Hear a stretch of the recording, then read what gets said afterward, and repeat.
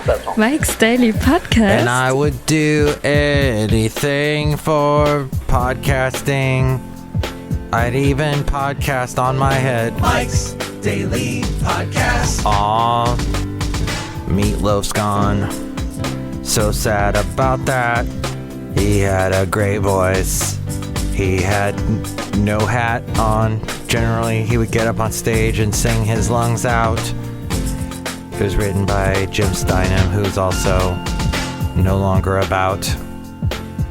Two great singers. Mike's Daily Podcast. Well, Meatloaf was mainly the singer, Jim Steinman, the piano player and producer. And Mike's wrote a bunch Daily of big hits Podcast. that Meatloaf then took to the sky, took to the top of the charts. Well, and then Steinem also wrote Making Love Out of Nothing at All for Air Supply, Celine Dion's song, what was that? It's All Coming Back to Me Now. That was the name of the song. And of course, Total Eclipse of the Heart with Bonnie Tyler. There was a point where, let's see, Total Eclipse of the Heart and Making Love Out of Nothing at All were both at number one. And there was some other song he had that was also at close to number one at that point. So he ruled the charts in the early 80s at one point. Jim Steinman. Okay, and he passed away, I think it was last year. Meatloaf did not get his name from a football coach or PE teacher or something like that. I heard that story today. I think that's wrong because I saw an interview with Meatloaf and Dan Rather. And Meatloaf said, first off, my name should be two words. Meat's my first name, Loaf is my last name. And so people should call me Meat, not Meatloaf. And he said to Dan Rather that the reason why he got that name was because his dad was really mean, a bully. And when Meatloaf was born as a little baby, he was kind of pinkish looking, like a meatloaf. And here's today's podcast picture. And I believe that is where it came from. You can check the interview with Dan Rather. It's on YouTube. That's where I went to it. The podcast picture is not of Meatloaf, no. I think we'll go with a sunset, a recent sunset from Fremont. We've been getting some amazing sunsets in Fremont. But we are at Cafe Anyway right now. Podcastro Valley Mont, the last place on earth. All the people hanging out with us today on a Friday, kind of a party day. My lovely lady friend and I have been watching Ugly Delicious, fantastic show talking about foods, all kinds of foods. The late great Basil the Boxer, he loved food. You know what though? He was also a very aware dog. Like if my lovely lady friend made a noise like a surprise or something, if she was watching something that scared her, he'd be very concerned. Are you okay? What's going on? He's very concerned. Like, everybody okay? And that's just the nature, I think, of a lot of dogs. But that was really wonderful. Like great Basil the Boxer there. Okay. So we've been hearing a lot. Oh, and Louis Anderson also passed away. He was the host of Family Feud for a while. And he was on that TV show Baskets and did a lot of stand-up. I remember his stand-up. Every time I turned on the TV, there'd be his stand-up. He'd be standing up, doing his comedy. Okay. You know who kind of reminds me of him is Jim Gaffigan. Kind of carries the mantle, the Louis Anderson mantle. But any financial advisor will tell you to always invest above the inflation rate. But what does that mean? According to the International Monetary Fund, inflation is the rate of increase in prices over a given period of time. It is typically a broad measure of prices, such as the increase in the cost of living in a country, but it also is used to calculate more specific goods, such as food or services, like getting your hair cut. Can't remember the last time that happened because I haven't had hair since my teens, basically. It is often described this way: as time goes on and inflation increases, a person's buying power becomes less. with the same amount of money. Is inflation problematic? Yes, it is the bane of every business woman, man, and other, and salary earner. The root cause of rising costs and other financial woes. It can have a very, very real effect on how you cope with your day-to-day expenses. There are 5 ways to financially prepare for rising prices. Learn the art of investing. Investments are among the best ways to insulate your life savings from the effects of inflation. By taking the plunge and putting your money in a diverse portfolio of stocks and bonds, you can grow your personal worth more quickly than if your money was idly sitting in a bank account. This according to comparehero.my. Yes, .my. What? You've never heard of a .my? Everything is .com? Yes. That is a bit odd. But there are these other ending domain names. Now, so there is also, the earlier you start investing, the better, because you have a longer time horizon. And because the returns from investing generally magnify over time. There's a saying that time is an investor's best friend. Look for fixed rates. When it comes to inflation, time tends to be your biggest enemy. As prices grow across the board, so too do the regular dues and fees that come with most transactions. A fixed interest rate prevents your regular payments from ballooning, along with inflation, by keeping your interest proportional to your actual savings. You can also help fight inflation by buying a home, and by that, an actual house built on a plot of land in your name. Owning a property means that you will have a concrete asset you can pass down to your descendants or use for a different purpose later down the line. If you can't afford to buy property with cash, as we go outside a cafe anyway, where we're bringing you Mike's Daily Podcast, somewhere in Podcast Revellemont, you can shop around for a home loan at terms that agree with your current budget. So real estate investments are often seen as inflation hedge investments because they are assets that are expected to increase or maintain value over a period of time.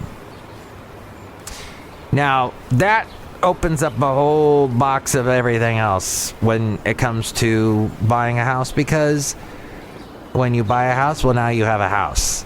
And that means all the problems. Water heater exploding. The heater not working, which happened to me in the coldest part of the winter last year. All that stuff you're responsible for. Painting the house.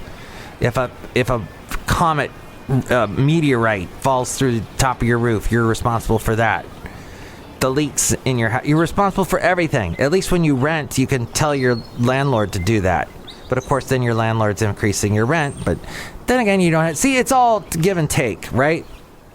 That's what my dad would tell me. Live thriftily is probably the best lesson out of all of this from comparehero.my. Mine. As inflation often has an immediate effect on prices, one no-brainer solution you can try is minimizing your spending. Keeping frivolous spending to a minimum. Save on gas by carpooling. Or take public transportation, or even working from home. Be more strategic about how you use your credit card, keeping an eye out for low APRs, exclusive discounts, and helpful rewards programs. You can't prevent inflation, but you can improve on how you manage it. The good news is that financial literacy is the gift that keeps on giving. You can better prepare consumers for any future upheavals in the financial market. And remember to have good spending habits and good habits in general. Just don't buy everything that you see. Oh, that's a nice shirt. Although, as long as you don't throw out a bunch of stuff, buy stuff and just throw out stuff and not, all of your investments just get thrown in the trash. That's ridiculous. But if you buy something and then you take forever to get rid of it, Like, just about every shirt I own, I've had forever. And that probably would not be the best thing for me in the dating pool. I may look a little like something out of a thrift store. Speaking of thriftily. But that's another thing, thrift stores. My mom did that a lot. Went to thrift stores. And what's so funny is when you look at early 1980s clothing and Ocean Pacific, everybody had to have an OP label on their shirt. And those shirts look so ugly to me now. It's like, why did we go so crazy? I mean, you'd be judged. And this is the same, I'm sure, for kids in school today. It's been the same for kids at any era, at any time, at any epoch, that they've been judged by what they wear. And my mom would buy stuff from the thrift store, and she'd go, oh yeah, you've got an OP shirt. OP stands for other people's. Mom. But true, the stupid trends, the stupid fads we pursue, the fashions, it's all stupid and subjective. And who cares what people think? Be smart with your clothing. Be smart with your spending. I think we spend the most ridiculous amount on clothes and in food that we buy that's bad for us because we bought it from a restaurant that's foo-foo and uses a lot of butter that we don't need in our diet that makes us fat. These are all just thoughts in my head. But there's a kernel of truth in all that. I mean, they do say, just look up anywhere. Eating out, you are hurting your diet. Because they put a lot of extra stuff in there you don't know about. Oil, whatever. Cook at home. That's another great way to save money. Couple deliver a baby at roadside as ambulance tells them help won't come for 6 or 7 hours? Wow. This was Luke Rawlings delivered his baby at the side of a road after mom Gemma went into labor on the way to the hospital. This story from earlier this week. This couple delivered their baby in the back of their car. They were miles from a hospital. That's one way to save money. That costs a lot of money when you go to the hospital to deliver a baby. But hey, it's also probably the smart way because complications can happen. You need a doctor around. Well, the dad said the missus was at home. She was having what she thought that were labor pains. And anytime she gets sort of a pain, she tends to put it off as something else. She'd been in pain for about 2 days, and the pains were coming closer and closer. The hospital said, sounds like you're going into labor. Pack your bag, head to the hospital. And there you go. That story from the, Wales Online. Wales Online. Is that? I guess that is the country of Wales. Thank you, England. And over there.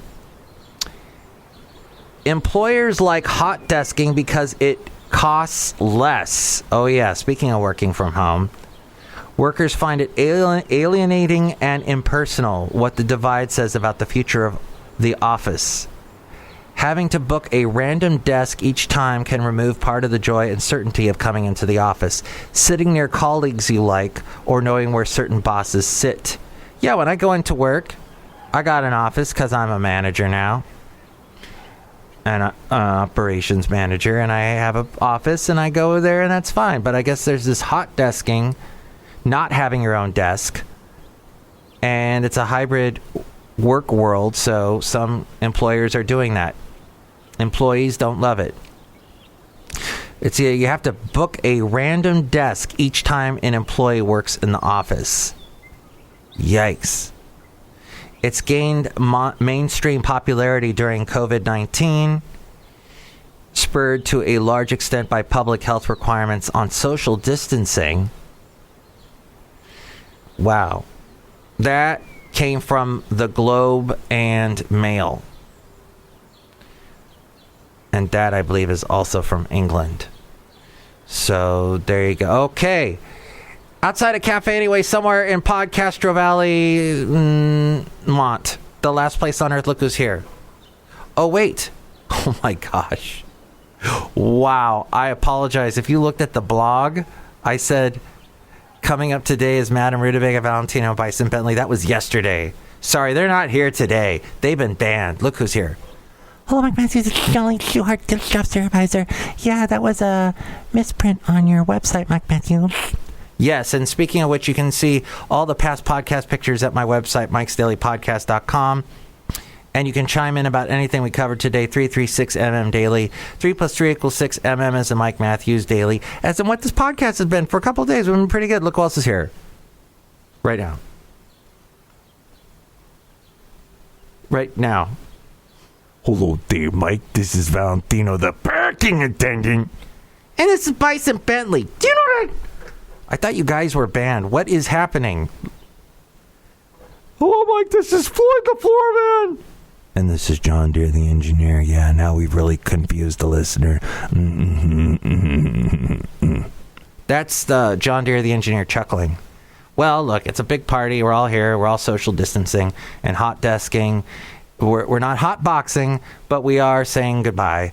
Next show, it'll be the wonderful Benita, the Disgruntled Fiddle Player, and the Brewmaster. Thank you for listening. I'm sorry, Dave. I'm afraid I can't do that. And that was episode 2371, 2372, rather. 2372. Yeah, 2372. Thank you. Goodbye. Mike's Daily Podcast is written and produced and performed by Mike Matthews. His podcast is super easy to find. Download or listen to his show and read his blog at MikesDailyPodcast.com. Email Mike now at MikesDailyPodcast@gmail.com. See you tomorrow. Bye.